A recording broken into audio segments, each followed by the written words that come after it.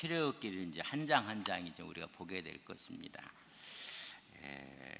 한번 볼 텐데 여러분 교환을 한번 보시고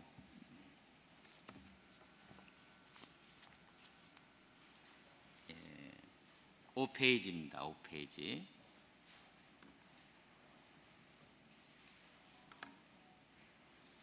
5페이지. 이제 1장부터 함께 이제 보게 될 텐데요. 다 기억을 하셨는지 모르겠어요. 1장, 2장, 이제 한 장씩 보도록 그렇게 이제 하겠습니다. 출애굽기를 보면 제가 인생이 보인다. 출애굽기를 알면 승리의 길이 보인다. 그래서 66권 가운데 이런 구조를 가진 책은 없어요. 그래서 아주 정확하게 보고 듣고 알고, 그래서 우리의 모든 사정을 꿰뚫어 보신 하나님에 대한 이야기를 우리가 좀 했는데 1장서부터 이제 보게 될 것입니다. 제가 한번 옆 사람하고 한번 1장, 2장 하면 여러분들이 공부한 대로 한번 1장, 2장 보고 듣고 알고, 3장에서 11장, 12장, 13장에서 24장 인도하여, 25장에서 40장 또 다 잊어버리셨다, 그죠? 자, 이제 하나하나 우리가 지금 보게 될 겁니다. 1장, 2장이 뭐라고요? 보고 듣고 알고. 하나님께서는 급하지 않아요. 누가 급해요? 사람이 급해요. 사람이 참 조급증이 많은데 하나님은 급한 게 하나도 없어요. 하나님의 사람이 준비될 때까지 하나님은 기다려요. 우리가 하나님께서 기다린다는 이 사실을 이해를 좀 하셔야 되는데, 사람이 조급해요. 여러분 성향이 좀 조급하다 가는 사람이 있어요. 나는 참 성격이 급하다. 손 들으면 안 되는데 내가 할 얘기가 없는데 그럼. 이 조급한다는데 손을 번쩍 들었으니까 내가 이제 얘기를 못 해요. 근데 사람이 다 조급해요. 이 조급하지 않는 사람이 어디 있겠습니까? 근데 이 조급증을 좀 그래도 뭐 정동요로 집사님 뭐 아들 결혼식도 시키니까 리차드 포스터가 이런 이야기를 했어요. 조급함 뒤에는 악한 세력들이 있다. 그러니까 사단이 한다. 조종을 받는다는 거예요. 근데 이 사람은 한 단계 더 뛰어넘었어요. 조급함 자체가 사단이다. 그렇다고 정동열 집사님이 사단이라는 게 아니야. 그러니까 사단의 지배를 받고 사단의 지시를 받고 그런 게 아니라 그 자체가 사단이라고 했어요. 근데 하나님은 절대 조급하지 않아요. 그래서 때가 찬 구원을 위하여 하나님께서 절망의 환경을 예비하셔도 하나님은 끄떡도 안 해요. 제가 한번 여쭤볼게요. 모세가 태어날 때 나일강에 버리라고 했어요? 안 버리라고 했어요? 버리라고 했어요. 그때부터 하나님은 몇 년을 기다려요? 모세를 불러서 쓸 때까지 몇 년이에요? 몇 년? 80년 동안 하나님은 기다려요. 옆 사람에게 한번 지금 연세가 몇입니까? 물어보세요. 80년을 하나님이 기다려요. 80년을. 그러니까 하나님이 기다리시는 것이 80년을 기다리는 모습을 봐요. 그러니까는 리차드 포스터가 하는 말이 조급한 그 자체가 사단이라고 하죠. 지금 수많은 하나님의 택하신 백성들이 물에 빠져 죽는데 하나님은 눈도 깜빡하지 않아요. 근데 그들을 인도할 때까지 몇 년? 80년, 40년 동안 궁에서 훈련 받았으면 대충 이 정도 됐으면 됐겠다. 그리고 하나님이 쓰시면 좋은데 하나님이 안 써요. 또 40년을 어디다 갖다 해요? 광야에서 또 기다리라고 해요. 이게 이제 하나님이 하시는 좀 일이신데, 그래서 때가 찬 구원을 위하여 하나님께서는 절망의 환경을 오히려 예배하셔갖고 그 때를 기다려요. 때를. 그래서 요셉이 알지 못하는 왕들이 나타나게 해요. 그래서 히브리 민족을 미워하게 하고 억압하게 만들어요. 그래서 애굽 사람들의 마음을 강팍하게 만들어요. 그러니까 대표적인 바로가 강팍해져요. 만약에 하나님께서 바로의 마음을 순하게 만드셨으면 이스라엘 백성들이 종살이에서 나왔을까요? 안 나왔을까요? 안 나와요. 그래서 그들이 나올 때는 하나님의 군대로 나와요. 강팍해요. 그래서 이스라엘 백성이 노예로 노역하고 사나이가 낳은 모든 나일강에 던져지게 돼. 그것이 여러분 80년 동안 그렇게 돼. 80년.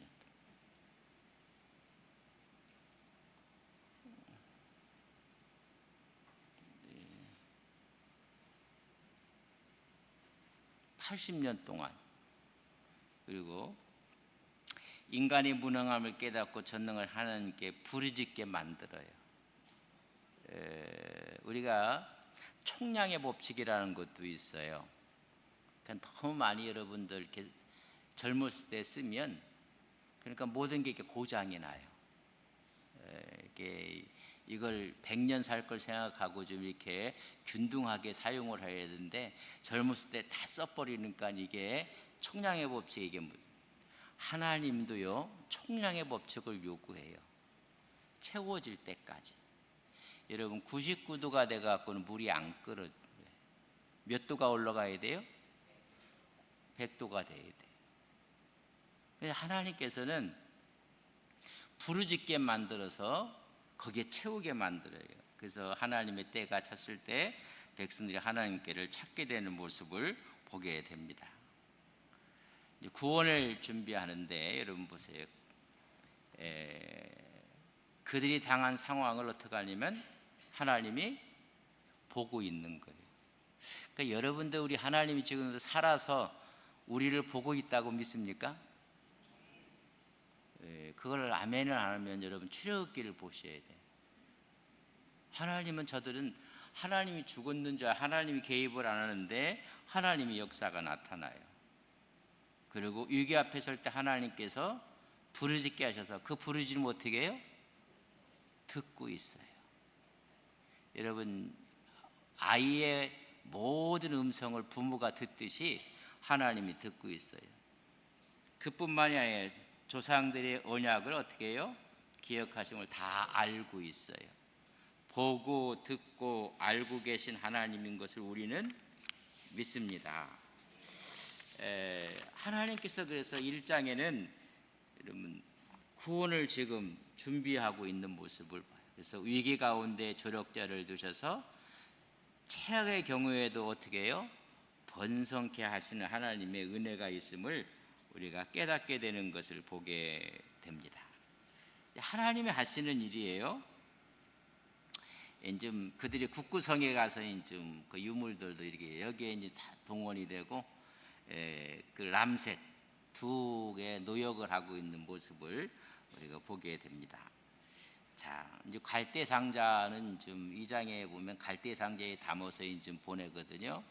이건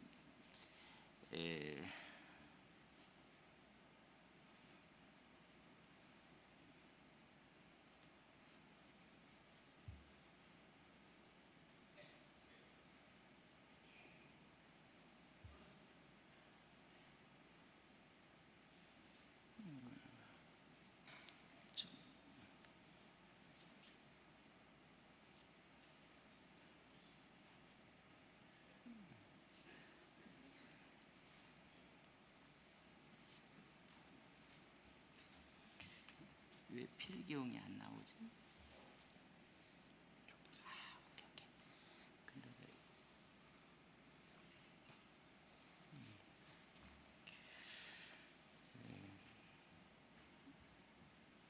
가지 마.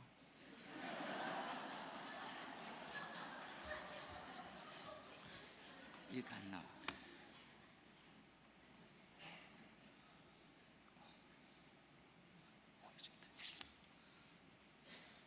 고마워.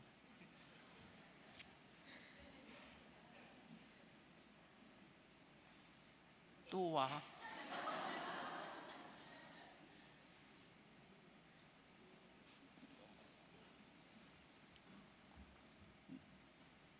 안 나와.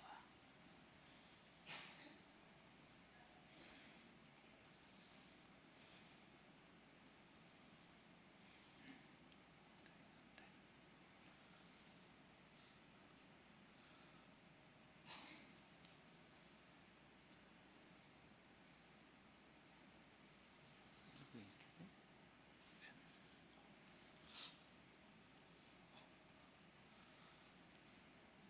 보이상해졌어.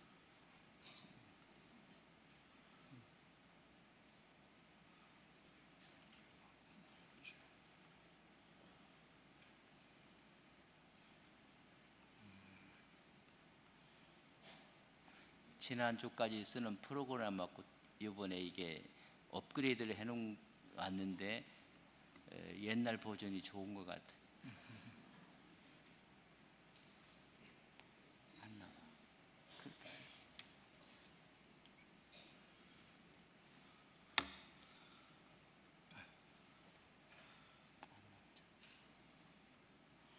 안 쓰지.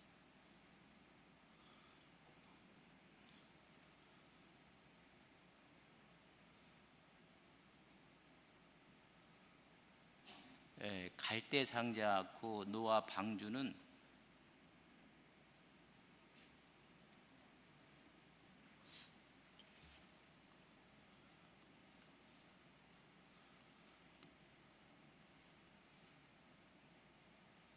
쓰지 말고 하자. 내 그냥 하지 말고 하자.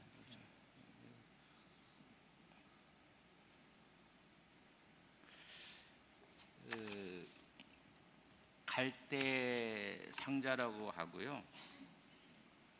우리가 노아 방주라고 이야기를 해요.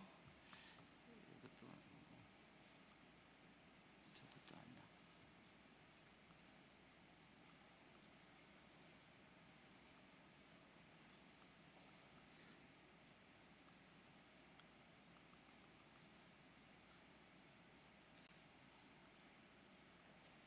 하지 말고 저기만 해봐. 자료만 해봐. 자료.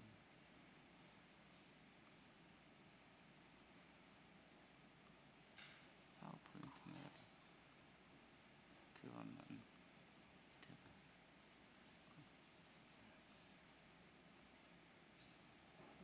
갈대상 됐다. 됐네.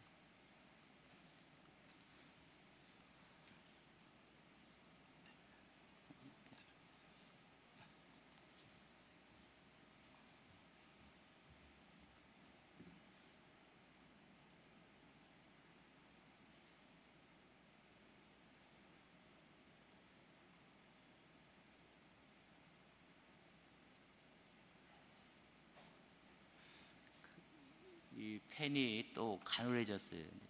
하여튼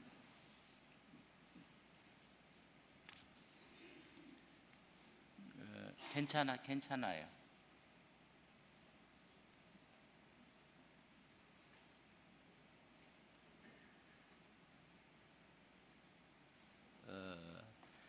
갈대 상자하고 노아 방주는 똑같은 단어를 썼어요. 테바라는 단어를 썼어요. 그러니까는 갈대 상자도 테바고 노아 방주도 테바고. 그런데 스스로 움직일 수가 없어요.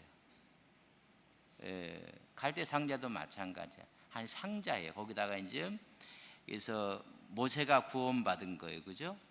갈대 상자에서. 노아 방주에서 누가 구원받아요? 노아의 가족들이 구원받아요. 예수님이 테바라고 해요. 갈대 상자, 노아 방주, 테바. 그러니까 오늘날 이 테바가 뭐냐면 여러분 교회를 상징해요. 구원은 어디 있는 거예요? 교회에 있는 거예요. 교회. 하여튼 잘 익히지를 못해서 잘 익혔는데 그렇게 됐어요. 좀 잘 봅시다. 그 다음에 1장에서는 하나님이 다 보고 듣고 알고 그렇게 하셨어요. 그뿐만이 아니라 여기 있는지 모르겠네.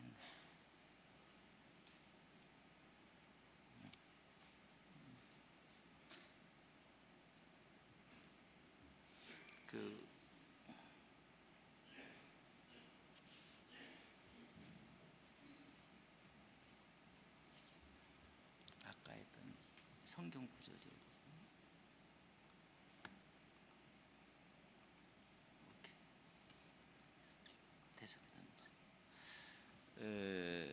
한번 1장에서 한번 보세요. 같이 한번 읽겠습니다. 시작.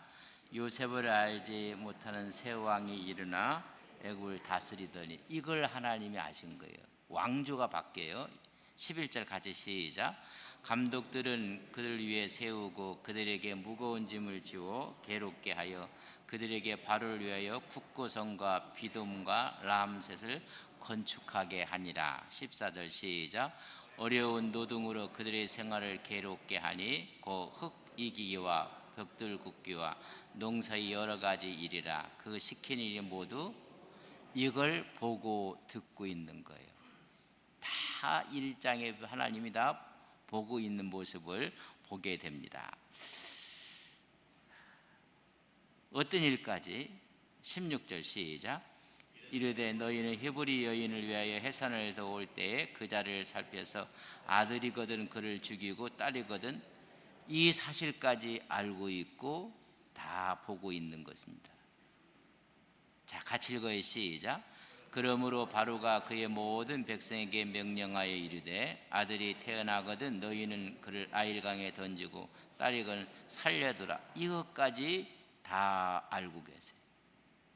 근데 이 보고 듣고 알기는 가운데 하나님께서 하시는 일은 뭐냐? 그렇다면 이들의 수가 줄어들어야 되고 이들이 오히려 폐색이 짙어지고 없어져야 될 텐데 이런 고난 가운데 하나님께서 역사하시는 그 역사를 성경은 이렇게 기록했어요. 1장 7절 같이 시작. 이스라엘 자손은 생육하고 불어나 번성하고 매우 강하여 온 땅에 어떻게 계속 늘어날 뿐만 아니라 12절 같이 읽습니다. 시작. 그러나 학대를 받을수록 더욱 번성하여 퍼져나가니 애굽 사람이 이스라엘 자손을 말미암아 근심하여 산파들을 통해서 죽이라고 하고 남자는 어떻게 나일강에 버리라고 하는 거예요. 그러나 학대를 받을수록 더욱 번성하고 더욱 많이 퍼져나갔더라.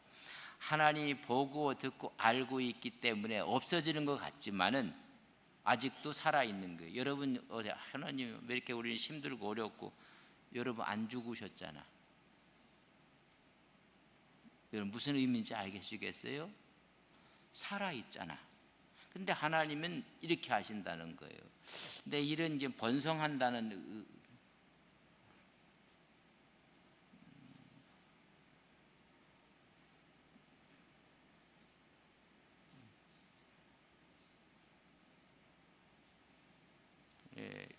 계속 번성하는 거예요. 그런 이야기를 한번 했어요. 노역에 끌려가서 남편이 그리고 저녁에 지쳐서 돌아왔어요. 아내의 마음이 어떻겠어요? 짠하실 거예요. 그러다 보니까 뭐가 싹 터요? 부부관계에서 새로운 애정이 그러니까 자꾸만 늘어나는 거예요. 여러분 그런 마음이 없으니까 요새 애를 낳아요, 안 낳아요? 무슨 말인지 모르시는가 보세요. 어렵고 힘들 때 서로가 보듬어 주다가 여러분 그것이 애정이 되고 사랑이 되고 그래서 아이를 어떻게 보면 이 성서가 이야기한 게 가장 심리적이고 과학적이에요. 이런 좀 모습을 보게 돼요.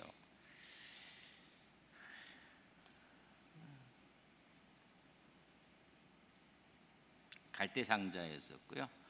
지금 가정에 대한 이야기인데, 이자에서 좀 태어나요. 그래서 좀 가정 교육을 받게 되는데 이런 이야기를 해요. 여기서 5세라고 썼는데 5세, 6세 이전에 교육이 가장 중요하다고 해요. 그런데 우리나라 5세, 6세, 5세 되면 어디 가서 있죠? 엄마의 품 안에 있나요? 아니면 왜 이야기를 안 하세요? 가장 중요한 시기인데 5세 전까지 이런 모든 걸 형성하는 거예요. 5세, 6세까지가.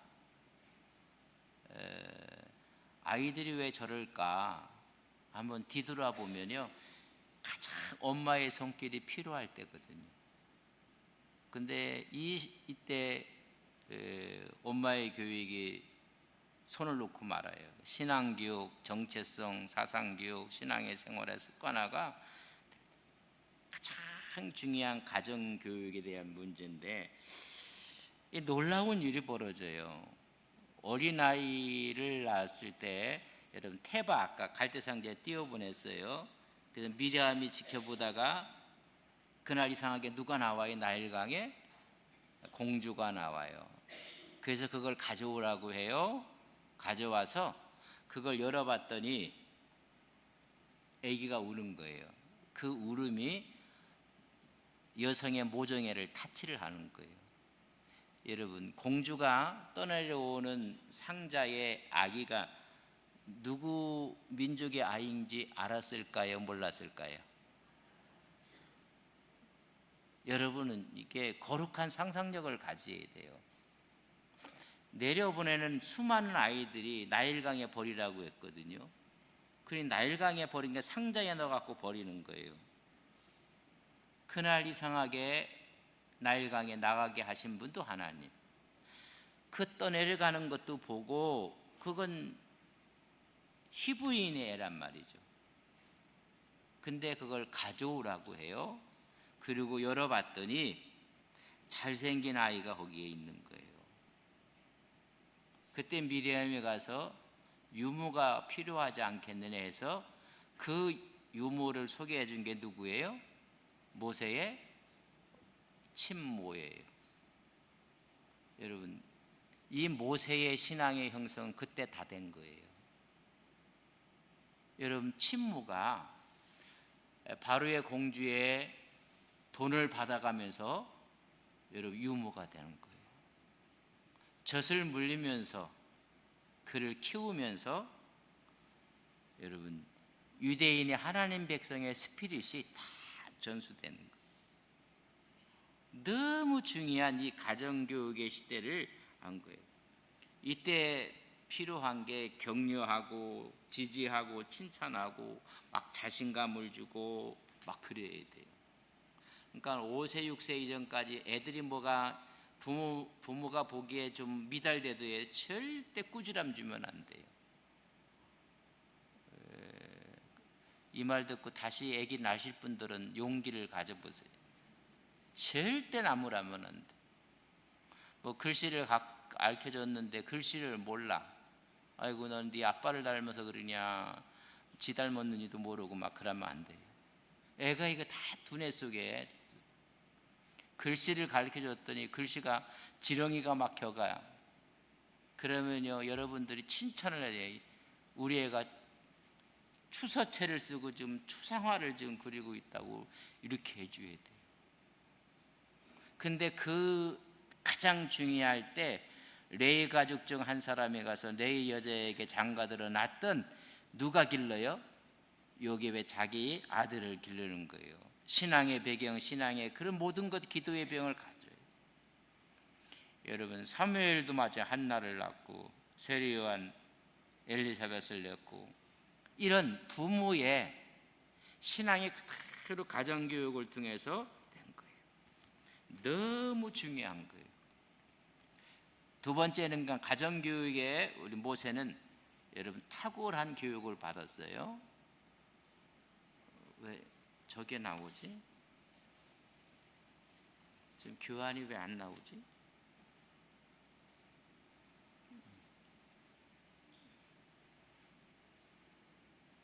예, 가정교육에서 신앙의 이런 본능. 두 번째 그 모세가 배운 게 뭐냐면 왕자 수업을 받아요. 궁에 들어가서 이제 왕자 수업을 받게 됩니다. 그 왕자 수업을 받을 때 여러분 모든 학문에 능통했다고 했어요. 그러니까 왕자의 재질을 갖고 있었고, 여러분 교환에 이제 써놨는데 잘 글씨가 안 보인다는 분들이 좀 있어요. 한번 사도행전 7장 22절에 보면 여러분 교환에 있어요.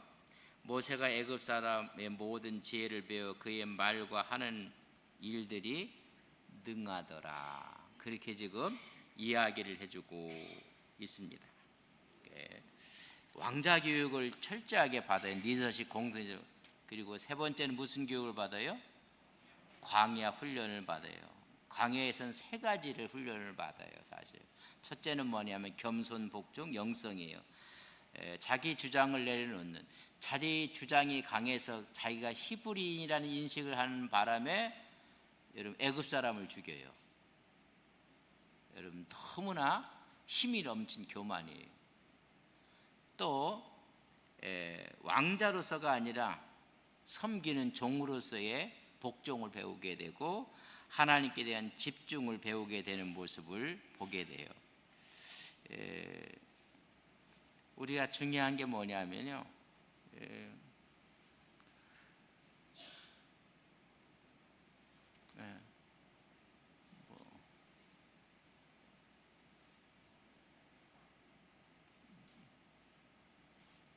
뭐가 지금 써 있어요? 왜 그것만 써 있을까?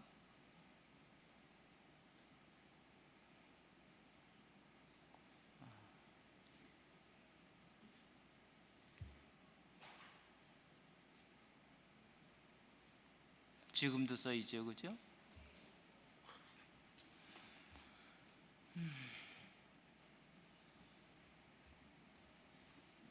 이렇게 나왔는데 그렇게 되나?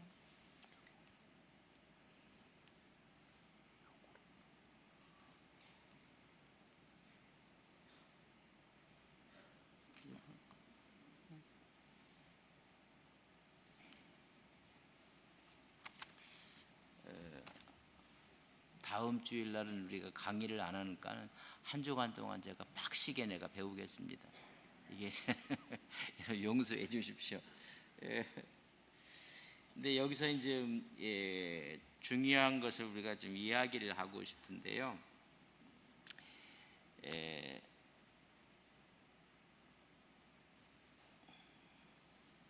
그 왕자 교육은요, 채우는 훈련이에요. 얻고 채우고 습득하고, 그죠? 이 왕자 이 수업이라는 이 자체는 채우는 거야.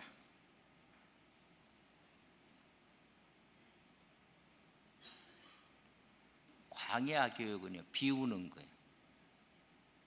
이제 우리가 이제 이 두 가지가 이제 이렇게 겸비가 돼야 되는데, 그리고 왕자 교육은 우리가 구하면 얻는 거예요.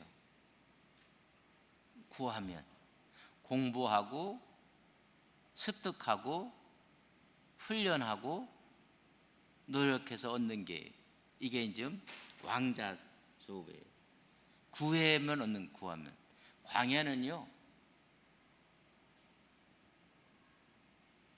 버려야 얻는 거예요. 네, 이 40년 동안 왕자 수업을 다 구해서 말과 모든 게 능통했는데 하나님이 안 써요. 채워져 있어. 그러나 두 번째 이야기는 뭐냐면 광야 훈련은요, 버려야 얻는 거예요.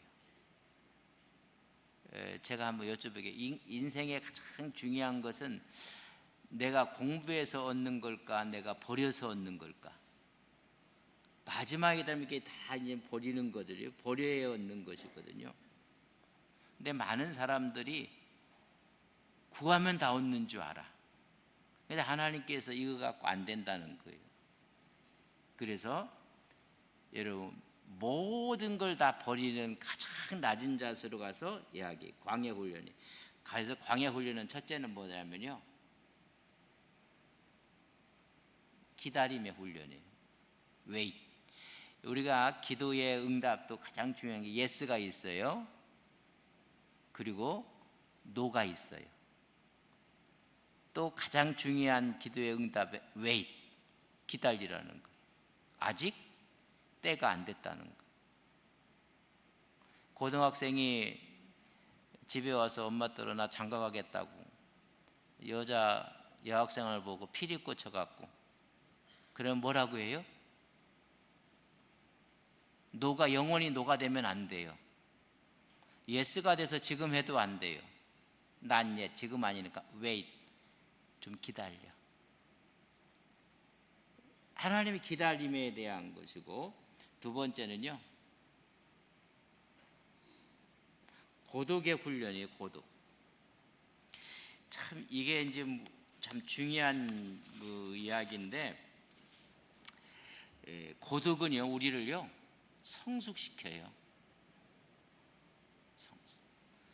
이 고독을 잘못 생각하면 외로움이라고 생각하는 사람이 있어요.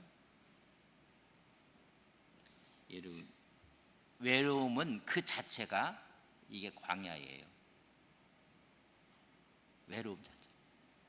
이 광야에서 무슨 훈련을 받아요? 성숙되는 훈련을 받는 거예요. 이게 뭐냐면 여러분, 고독이에요. 이 고독은 하나님 앞에 있는 거예요. 하나님 신 앞에 있는. 그래서 여러분, 자아가 성숙되는 거예요. 여러분, 제가 여쭤볼게요. 외로워요, 고독해요? 그게 그거 같은데, 외로움이라는 것은 신앙으로 나가게 하는 출발점이 돼요. 외로움이 너무 외롭거든요. 이 외로움이 돼서 출발점이 돼서 신앙은 고독으로 성숙되어져 가는 거예요. 40년 동안 하나님 이 훈련을 시킨 거예요. 그러니까 이 성숙된 이 모세가 그래서 흔들림이 없어요. 흔들림 없는 모습을 보게 되고, 또 하나 훈련은, 세 번째는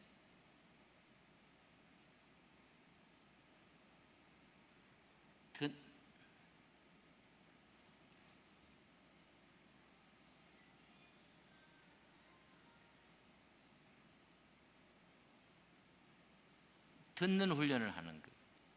세미한 음성 가운데 하나님께서 말씀하시는 듣는 훈련을 하게. 네 번째는 자아를 깨트리는 훈련을 해요.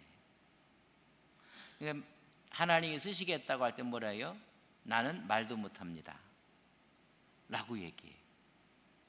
완전히 하나님께 깨트리는 훈련을 해요. 그리고 섬기는 훈련을 해요. 그러니까 이런 모든 훈련은요, 나를 버려야 얻을 수 있는 훈련이에요.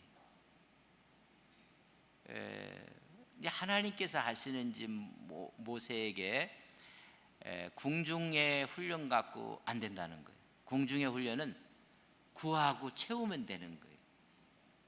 그러나 광야의 훈련은 내려놓는 거예요. 버려야 돼요. 그래서 이런 훈련을 하나님께서 시키는. 그래서 이제 이런 광야에서 이런 훈련을 시키는데요. 이 광야가 우리 사람도 마찬가지로 모세에게 어떤 거냐면 하나님을 만나는 곳이에요. 그러니까 외로움이 아니라 그것을 극복해서 신 앞에 있는 고독을 통해 하나님을 만나고 변화받는 곳이고 성령을 체험하는 곳이고, 또 다른 이야기를 한다면 축복의 자리예요. 이제 하나님은 철저하게 이제 그 훈련을 좀 시키는 모습을 보게 됩니다. 광야 훈련이 이제 이런 이야기해서 참 이게 곤란한 이야기인데, 모세는 몇 년 했어요? 모세가 보통 사람이 아니에요. 여러분 40년 동안 무슨 훈련을 받았어요? 강직한 훈련을 받았어요. 최고의 지도자의 훈련을 다 받았어요. 왕제로 쓰여지는 훈련을 다 받았어요. 강할까요? 약할까요? 마지막에 병사 한 명을 손 한 번 치니까 죽었어요? 살았어요? 여러분 대단한 강직한 사람이에요. 이런 사람이 깨어지려면요 하루아침에 안 깨어져요. 그러니까 몇 년이 걸렸어요? 여러분 강한 사람들은요 시간이 오래 걸려요. 안 깨져요.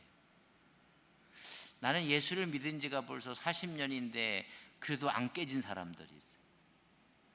근데 순한 사람들은요 4년도 안 걸리고 4주도 안 걸리고 4시간 만에 깨질 수도 있어요. 여러분 강할수록 이거 안 깨져요.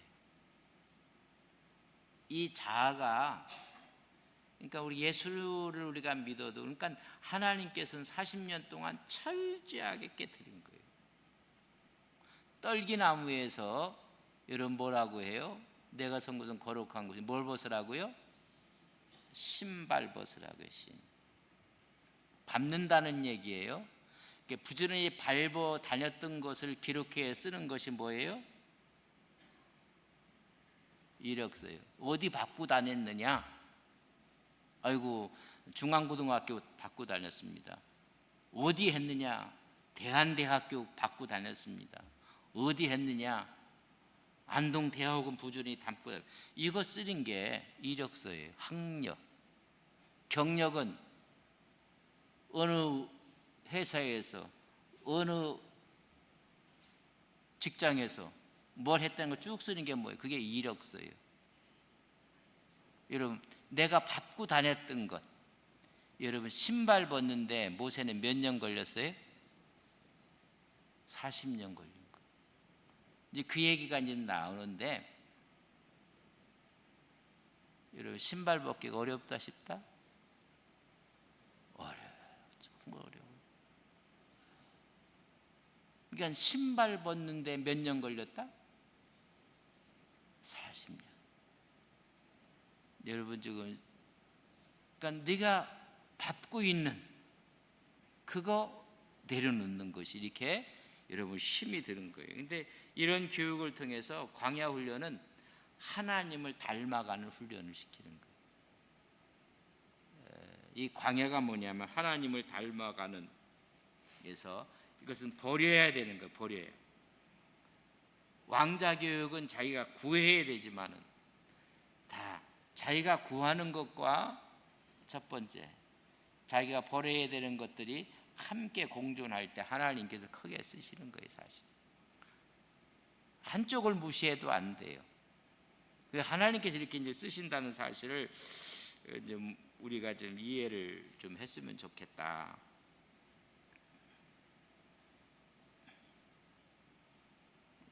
광야 훈련은 좀 그래서 자신을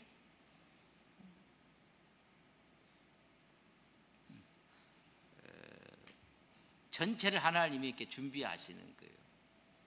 근데 하나님께서는 준비하면 언젠가는 하나님이 쓰시는 거예요. 겸손하고 그리고 복종 영성을 갖춘 다음에 여러분 하나님이 쓰시는, 여기 이제 떨기나무라고 하는데 이게 막 타고 있거든요. 타고 있어. 근데 없어지지가 않아요. 여러분 1장에 그들은 고난, 아픔, 고통, 죽음 전체가 다 휘몰아쳐 왔어요. 근데 죽었어요, 안 죽었어요? 아직 살아있어요, 그대로 있어요? 살아있는 거예요. 떨기나무가 타면 다 없어져야 돼요. 이스라엘을 지금 이야기해 주는데, 그런 핍박과 환난과 뭐 이게 나왔지 또?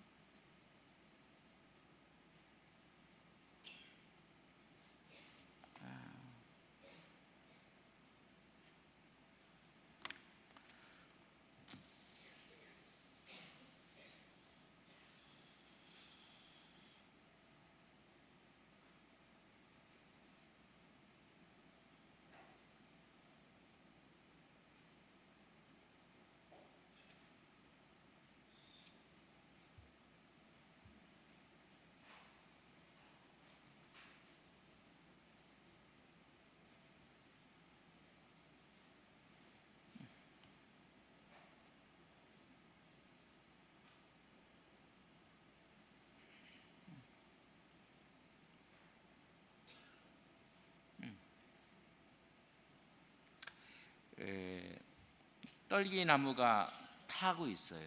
그러나 없어지지 않아요. 일장에 그런 엄청난 고난과 고통과 아픔과 죽음의 현장 가운데서도 없어지지 않고 있어요. 타서 없어지지 않았어요. 이걸 이제 누미노제인즘의 경험이라고 하는데, 그때 가서 또 얘기를 하겠습니다. 호렙산의 영적인 좀 경험을 좀 하나님께서 시키세요. 이런 경험은 뭐냐면 하나님을 만나는 그런 좀인데, 초월적이고 초이성적이고 그리고 초자연적인 세계를 경험하게 해요.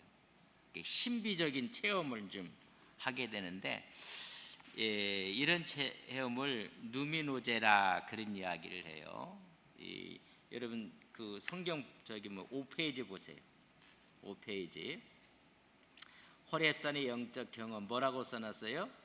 누미노제라. 누돌프 오토라는 독일의 철학자, 종교 철학자예요. 이 사람이 거룩한 것, The Idea of the Holy라는 책에서 누미노제라는 이야기를 해서, 이것은 뭐냐면 사람이 하나님 앞에서 경험하는 독특한 거룩한 체험을 누미노제라고 해요. 그러니까 어떤 분들은 방언을 받을 때 뭐 이상한 뜨거운 이런 환상 이런 걸 은 것처럼 그런 것을 가리켜서 뭐라고 한다? 누미노제라고 해요. 이게 모세가 이걸 경험하는 거예요.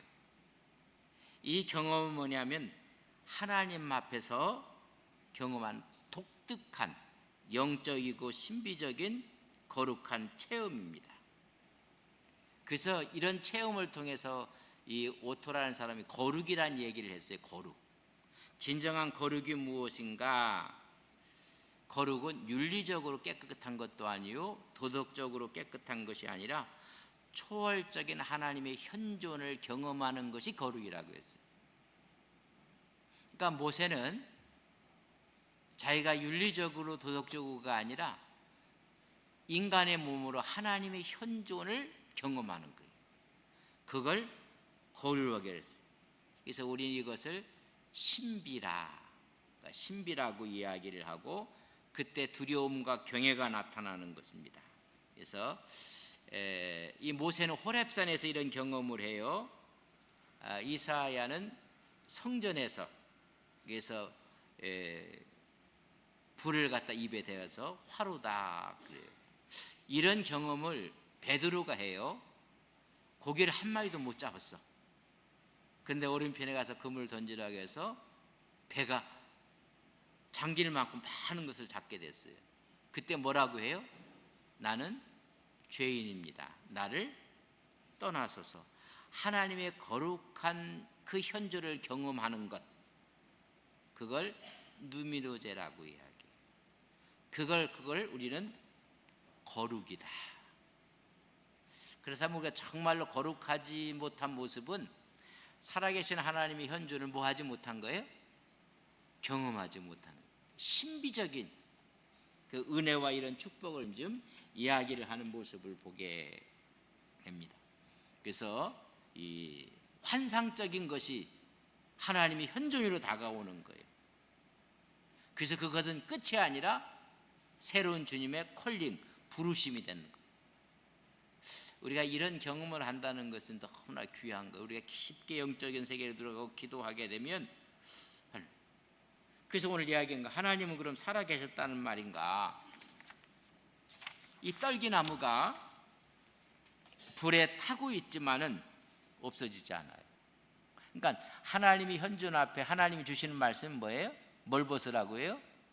네 신을 벗으라는 이야기예요. 이력서, 네 경력을, 네 학력을, 네 경험을 다 벗어내라는 것입니다. 그리고 하는 말이, 이스라엘이 없어졌느냐? No. 아직도 지금 바로 밑에서 있다는 얘기입니다. 그래서 신을 벗으라고 이야기해요. 40년 동안 하나님이 기다린 거예요. 하나님이 살아계셨다는 것을 현존하는 걸로 보여주는 거예요. 만약에 하나님이 살아계시지 않았다면 그 떨기나무는 타서 없어졌어야 돼요. 근데 지금도 타고 있는 그 앞에서 신기하다, 신적인 체험을, 우리를 버리지 않았다는 거예요. 타서 없어졌더라면 지금 이스라엘은 강에다 버리고 비듬과 국고성을 짓는데 다 동원되고 그래서 없어져야 돼요. 그러나 그대로 버리지 않고 있다는 이야기예요. 그렇다면 왜 400년을 기다려야 해? 40년을 왜 400년이라고 썼네? 40년. 잘못 썼어요. 고치세요. 40년. 왜 40년 동안이나 하나님 침묵했었을까? 왜 그랬을까? 여러분, 그가 신발 걷는데 들어간 시간이 40년이라는 이야기입니다. 하나님께 순종하는 때까지 기다렸어요. 그게 이제 40년 동안 하나님께서 침묵하셨고, 이스라엘 민족에게도 하나님께서 함께 하셨던 일들을 우리가 보게 됩니다.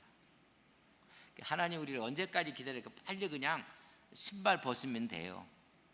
근데 신발 벗는 게 너무너무 어려워요. 자, 적용 질문 같이 한번 읽겠습니다. 시작. 이스라엘의 극심한 고난 중에 할 수 있었던 일은 무엇이었으며 하나님은 어떻게 응답하셨습니까? 한번 성경 읽습니다. 시작.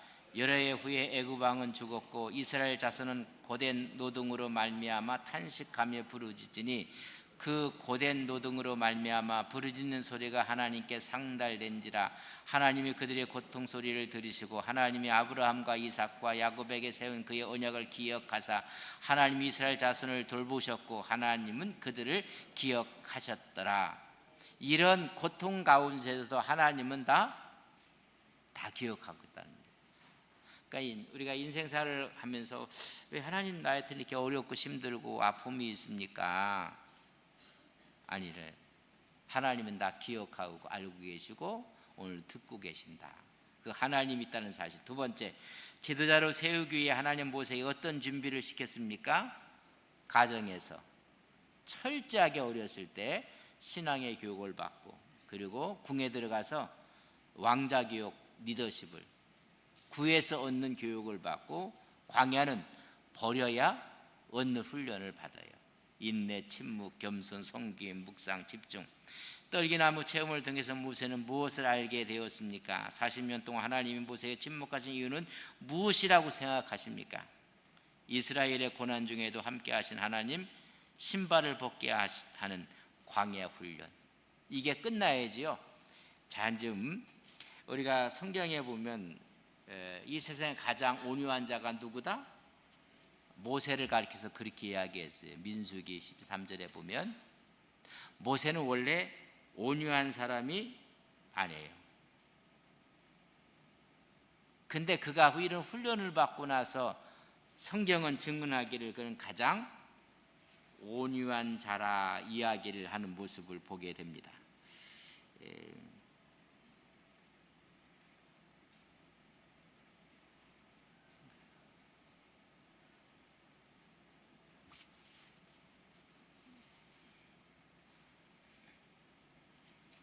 가장 위대한 자라고 하는 건데, 이런 훈련을 통해서 하나님께서 하시는 거예요.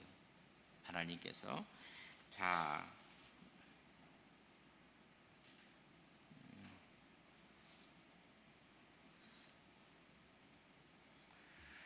이제 4장 글을 이제 불러서 하나님이 이제 쓰시는 거예요. 이제 쓰시는데, 모세가 감당해야 될 사명이 있어요. 그게 뭐예요? 우리 내려가서 건져내고 인도하여 데려가는 데까지 하나님이 종으로 사용을 받게 되는 것입니다. 근데 그에게 하나님께서 쓰실 때 세 가지 표적을 줘요. 세 가지 표적이 뭐냐면, 나는 입이 뻣뻣하고 나는 할 수가 없다고 하고 하니까는 세 가지 표적을 준 게, 첫 번째 뭐예요? 뱀이 지팡이가 되고, 지팡이가 뭐가 돼요? 또 뱀이 돼요. 이 사건은 지금 애굽을 다스리는 수많은 신들이 있어요. 이제 앞으로는 신들과의 전쟁이 나올 텐데, 신들을 달 수 있는 능력을 하나님이 그에게 부어주는 거예요. 우리가 어떤 일을 할 때 우리는 뭐 지혜가 없고 힘이 없고 그런 얘기하면 안 돼요. 하나님이 뭘 주신다고요? 능력을 주시는 거예요. 그러니까 문둥병은 우리의 속에 있는 거거든요. 자신의 내면 육성을 다스릴 수 있는 능력까지 주는 거예요. 손을 넣었더니 문둥병이 됐어요. 우리 속에 있는 이 악한 부분들이 나타났고, 그걸 또 다시 집어넣었더니 여전히 깨끗해졌어요. 이것은 뭐냐면 외적인 능력을 줄 뿐만 아니라 우리의 자신의 내면과 육성을 다스릴 수 있는 능력까지 줘요. 그래서 이제 문제가 발생할 때마다 이스라엘 백성들이 모세를 향해서 뭐해요? 원망하고 부르짖고, 오히려 새로운 신을 해갖고 그를 버리려고 해요. 그때마다 모세는 뭐를 해요? 하나님께 기도해요. 내면의 문제, 우리 육성의 문제를 못 다스리는 분들이 있어요. 뭐 능력은 있어요. 실력도 있어요. 근데 뭐가 없어요? 자기 육성을 못 다스리는 거예요. 뭐 최근에 이제 뭐 어느 교회라고 이야기하기는 뭐 하겠지만, 부산에 있는 큰 교회 뭐 능력은 있어요. 그래서 교회도 엄청나게 크고 그래요. 그러나 자신의 내면과 육성을 못 다스리는 거예요. 하나님께서 보내실 때요, 총체적으로 준비해서 보내시는 거예요. 누가 뭐래도 이미 내려놓는 훈련을 했거든요.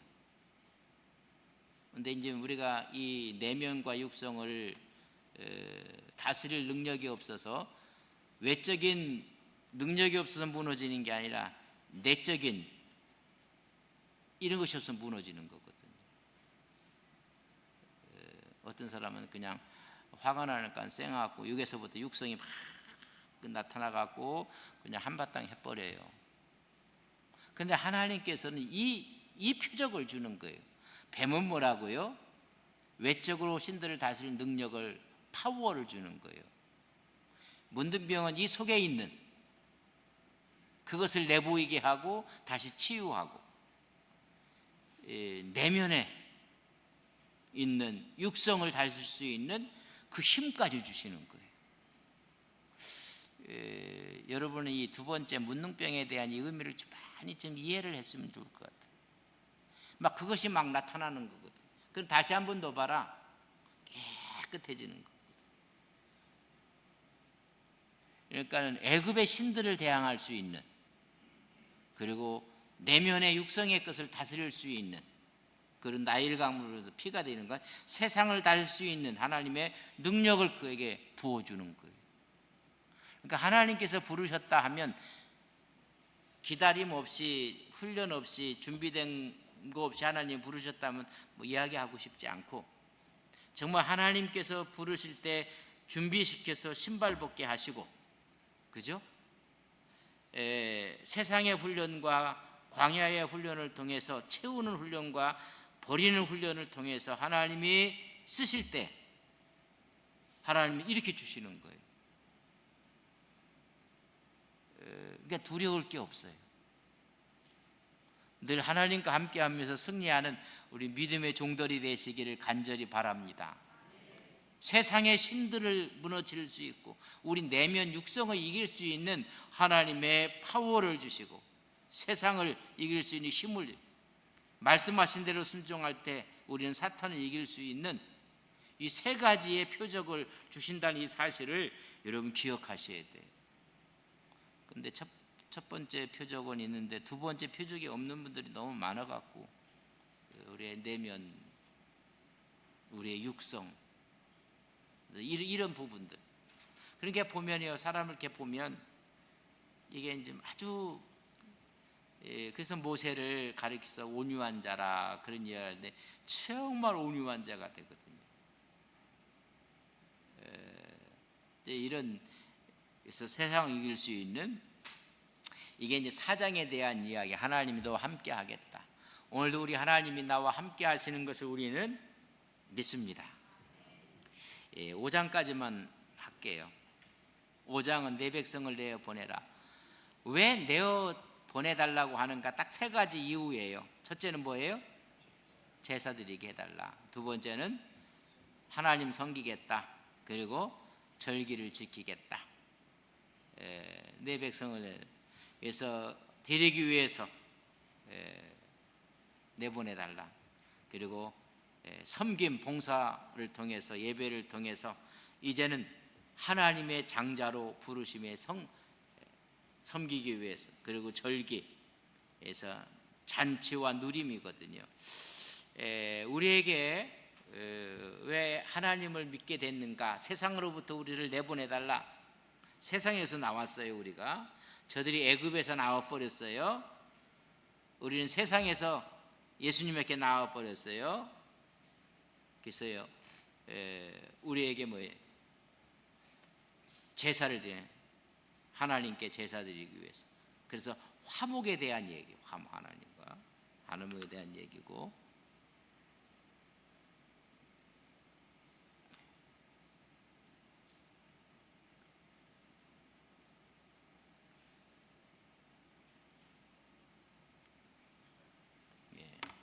섬김, 이제 봉사와 예배를 통해서 우리가 하나님의 장자로 부르심을 받게 되고, 절기를 통해서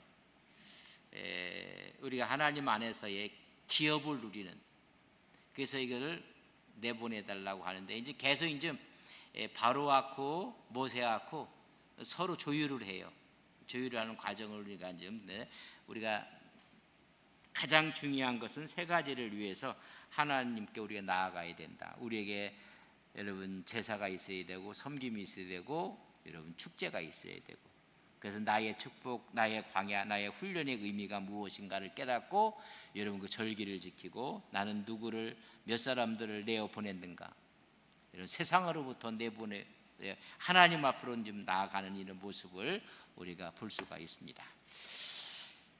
오늘 여기까지 하도록 그렇게 하겠습니다. 이게 제가 손에 익지를 않아 갖고 지난 수요일까지는 손에 익었는데 이거는 안 익어서 여러분에게 불편함을 드려서 죄송합니다. 한번 기도하겠습니다. 하나님, 특별히 이스라엘 백성